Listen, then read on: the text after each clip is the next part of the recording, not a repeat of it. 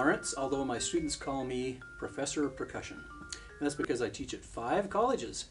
Let's name them. They are Brigham Young University Provo, the University of Utah, Utah Valley University, Snow College, and BYU Idaho. That's a lot of thinking about drums and percussion and a lot of driving too, huh? I'm sitting next to a vibraphone. That's where we'll be demonstrating here in just a moment.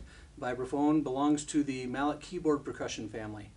And that's the same family that includes marimba, xylophone, and other instruments like that.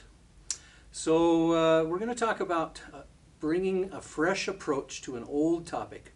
How often have your teachers told you to practice your major scales? And so what do? Maybe you go into your practice room and you start at the bottom of the scale, and you play up an octave or two and come back down. And really, are you getting better at your major scales if that's all you do every day? If you practice them the same way every day? I would present the idea that maybe you're not getting better. Maybe you're just getting better at how you're practicing the scales rather than understanding your key signatures and the layout of the diatonic keys better.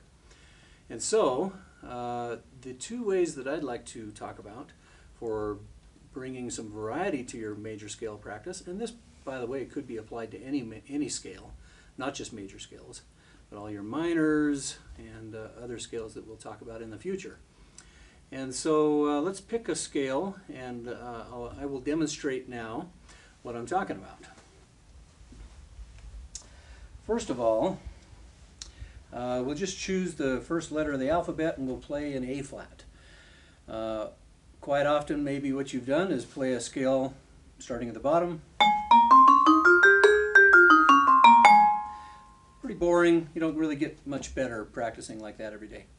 Even if you do 2 octaves, which you always should do, by the way, 2 octaves helps you change the sticking when you get to the 2nd octave.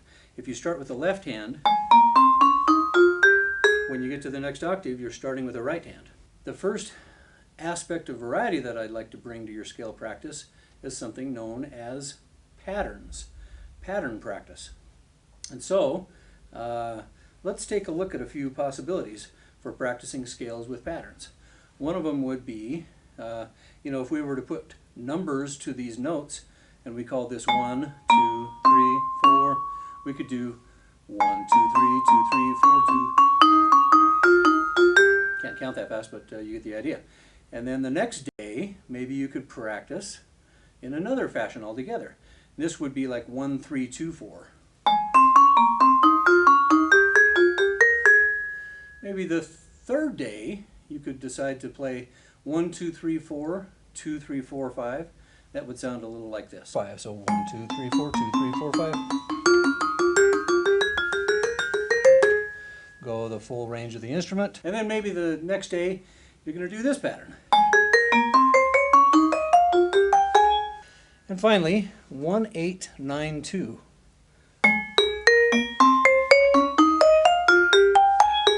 And I say finally, but really there's an unlimited number of patterns that you could use to practice your major scales.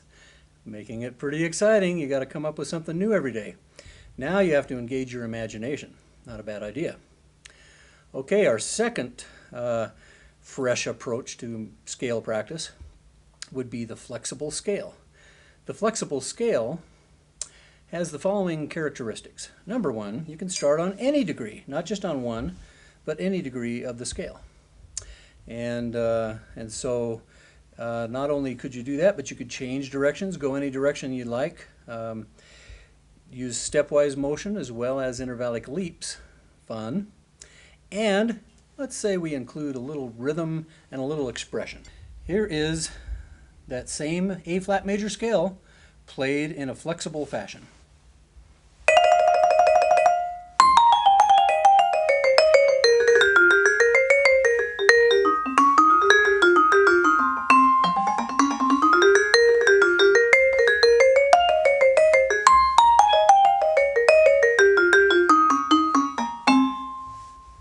Flexible scale. Hope you enjoyed that. So keep these 2 methods in mind, playing scales in patterns and playing scales in a flexible fashion. I think they'll bring Nice rewards and a lot more fun to your scale practice. Thank you.